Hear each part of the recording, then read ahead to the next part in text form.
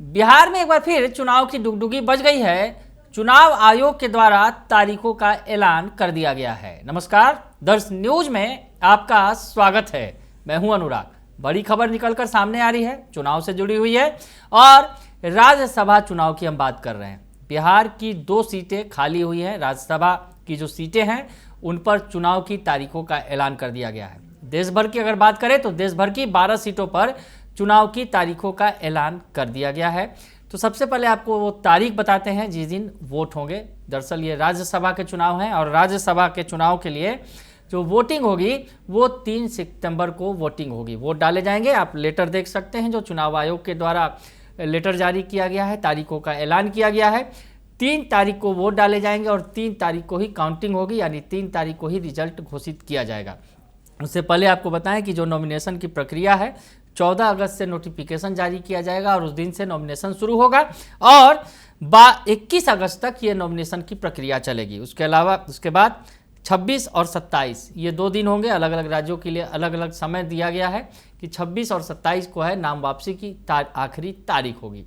तो बिहार की 2 सीटों पर भी चुनाव के लिए डुगडुगी बज गई है। बेसब्री से इंतजार था और इंतजार था जिस तरह से कि बिहार की जो 2 सीटें खाली हुई हैं राज्यसभा की, दरअसल एक सीट जो है वो आरजेडी कोटे की है। मीसा भारती जो लालू यादव की बेटी हैं, उनके लोकसभा का चुनाव जीतने के बाद ये सीट खाली हुई है और वो पाटलिपुत्रा से चुनाव जीती हैं। पाटलिपुत्रा से उन्होंने बीजेपी कैंडिडेट रामकृपाल यादव को चुनाव हराया और लोकसभा पहुंची हैं और उसके बाद ये सीट खाली हो गई। आरजेडी कोटे से ये सीट थी और इसके अलावा जो दूसरी सीट है वो विवेक ठाकुर की सीट है। विवेक ठाकुर जो नवादा से चुनाव लड़े थे लोकसभा का, उन्होंने जीत हासिल की थी, तो वो सीट भी खाली हुई है। इन 2 सीटों पर अब चुनाव होंगे। हम आपको बताएं कि एनडीए कोटे से उपेंद्र कुशवाहा के लिए एक सीट, एक नाम तय कर दिया गया है।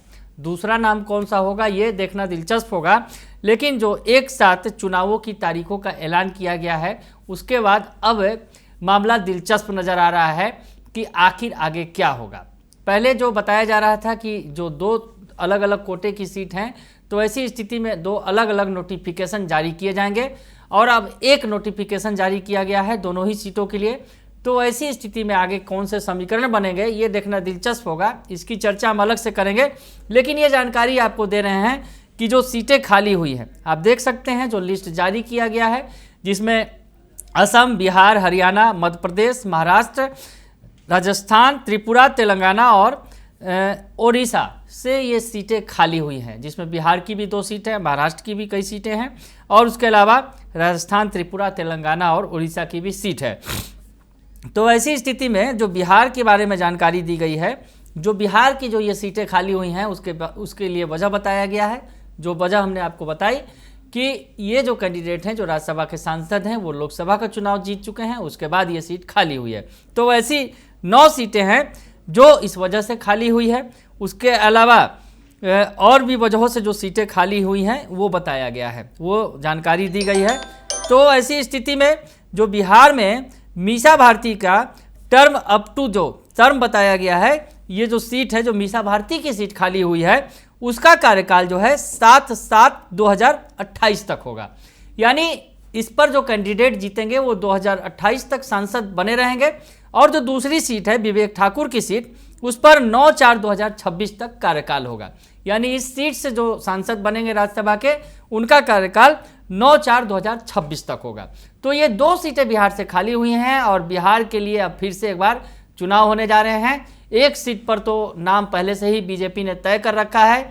जो बीजेपी के सहयोगी हैं उपेंद्र कुशवाहा, जो लोकसभा चुनाव में उतरे थे, काराकाट में से उन्होंने चुनाव लड़ा था लोकसभा का।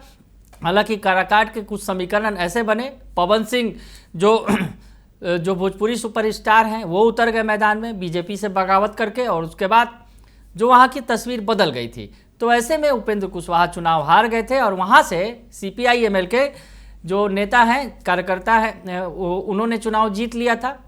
और ऐसी स्थिति में उन्हें अब राज्यसभा का टिकट दिया जाएगा ये तय है, लेकिन एक दूसरी सीट भी है। अब दूसरी सीट पर क्या कुछ होगा, लेकिन अभी जो बड़ी खबर यह है कि राज्यसभा की 2 सीटों के लिए, बिहार की 2 सीटों के लिए चुनाव आयोग के द्वारा तारीखों का ऐलान कर दिया गया है।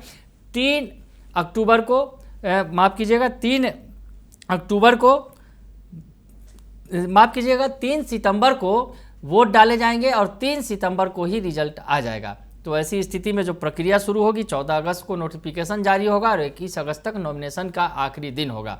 और नॉमिनेशन वापसी की तारीख जो है 26, बिहार के अंदर 27 अगस्त होगी।